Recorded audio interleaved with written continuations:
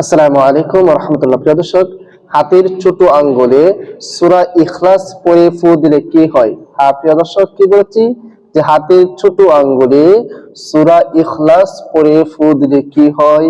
খুবই কার্যকরী, পাওয়ারফুল একটি আমল। হ্যাঁ প্রিয় দর্শক, এই আমলটি কেন করবেন, কখন করবেন, বিস্তারিত ভাবে আমি ভিডিওর মাঝে আলোচনা করব। তবে আলোচনা শুরু করার আগে আপনাদের কাছে ছোট্ট একটা রিকোয়েস্ট, যারা আমার চ্যানেলের মধ্যে নতুন আছেন অবশ্যই চ্যানেলটি সাবস্ক্রাইব করে পাশে থাকা বেল আইকনটি বাজিয়ে দিবেন। প্রিয় দর্শক, আপনাদের সাথে সবসময় ছোট আমল শেয়ার করার চেষ্টা করি, যেন সবার আমল করাটা সহজ হয়ে যায়, যেন সবাই আমল করতে পারে এমন সহজ এবং ছোট আমলই শেয়ার করার চেষ্টা করি। সেই হিসেবে আজকে আপনাদের সাথে একটি পবিত্র কোরআনের ছোট সূরার আমল, কিন্তু সেটার পাওয়ার, ক্ষমতা, কার্যকরতা অনেক বেশি।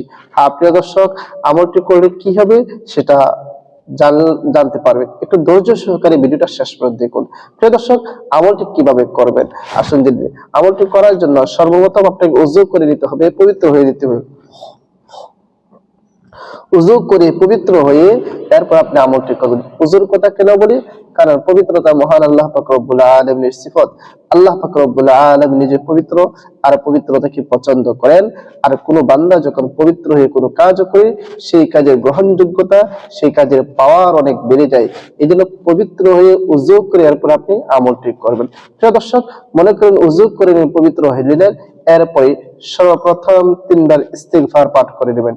একটা নিরিবিলি স্থানের মধ্যে বসে যাবেন, বসে গিয়ে সর্বপ্রথম 3 বার ইস্তিগফার পাঠ করবেন।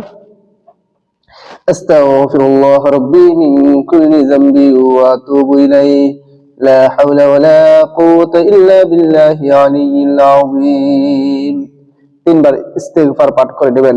এরপরে 3 বার নবীর মুহাব্বত অন্তরে নিয়ে যে কোনো দরুদ শরীফ পারেন আপনি পড়ে নেবেন।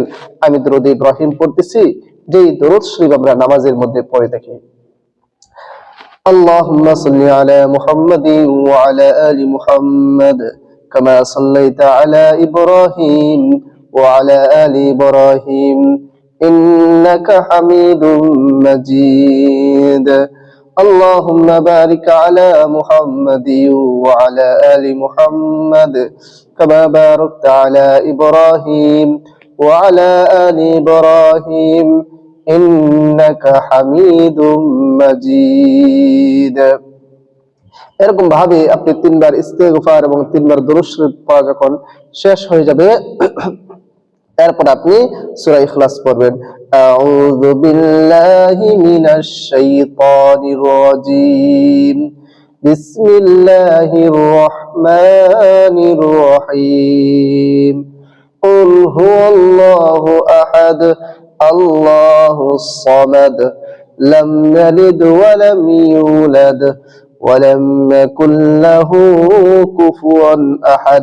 এরপরে এই যে বৃদ্ধাঙ্গুল দিয়ে আপনি এই একেবারে ছোট আঙ্গুলের মধ্যে এরকম ভাবে চাপ দিয়ে এর মধ্যে একটা ফু দিবেন। আবার করবেন বিসমিল্লাহির রহমানির রহিম।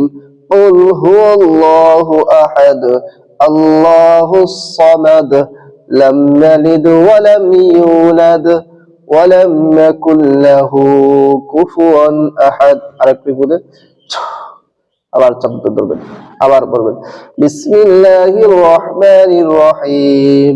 কুল হুয়াল্লাহু আহাদ আল্লাহুস সামাদ লাম ইয়ালিদ ওয়া লাম ইউলাদ ওয়া লাম ইয়াকুল লাহু কুফুয়ান আহাদ। আপনি 3 বার যখন পড়ে 3টি ফু বা দম করবেন, আবার শেষে যে কোনো দরুদ শরীফ পড়েন 3 বার পড়ে নেবেন। আমি ছোট দরুদ শরীফ পড়তেছি। সাল্লাল্লাহু আলাইহি ওয়াসাল্লাম, সাল্লাল্লাহু আলাইহি ওয়াসাল্লাম, সাল্লাল্লাহু আলাইহি ওয়াসাল্লাম। আপনার আমল করা শেষ। গুরুত্বপূর্ণ কথা রয়ে গেছে, কিন্তু এজন্য স্কিপ করবেন না। এভাবে যখন আমল করবেন, এখন কেন আমলটি করেছেন, কিসের জন্য আমলটি করেছেন, আর একটা বিষয় জেনে নিন।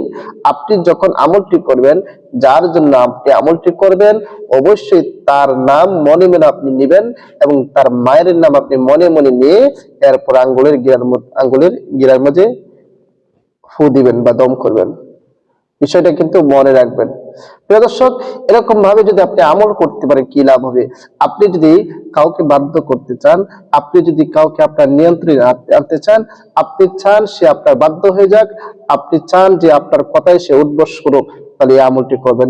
ইনশাআল্লাহ আপনি এই আমলটি যদি সহি শুদ্ধ ভাবে 7 দিন করতে পারেন, আপনি ফলাফল পেয়ে যাবেন আশা করি।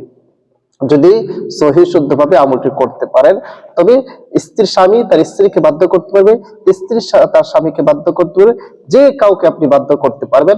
তবে কোনো হারাম কাজের জন্য কখনো কাজটি করবেন না, নাজায়েজ কোনো বিষয়ের জন্য আমলটি করবেন না, সেদিকে অবশ্যই অবশ্যই লক্ষ্য রাখবেন। প্রিয় দর্শক, এই আমলটি করার জন্য আমার কাছে অনুমতি দিতে হবে না, আপনাদের অনুমতি দেওয়া আছে।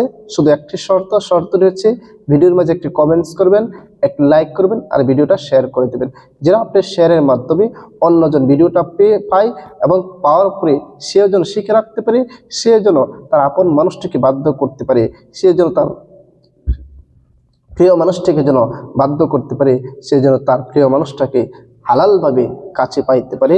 আপনার শেয়ারের মাধ্যমে সে যদি আমল করে, অবশ্যই আপনি সবের ভাগীদার হবেন। প্রিয় দর্শক, ভিডিওটা বেশি করে শেয়ার করে দিবেন। আর সবাইকে অসংখ্য ধন্যবাদ ভিডিওটি দেখার জন্য। আসসালামু আলাইকুম ওয়া রাহমাতুল্লাহ।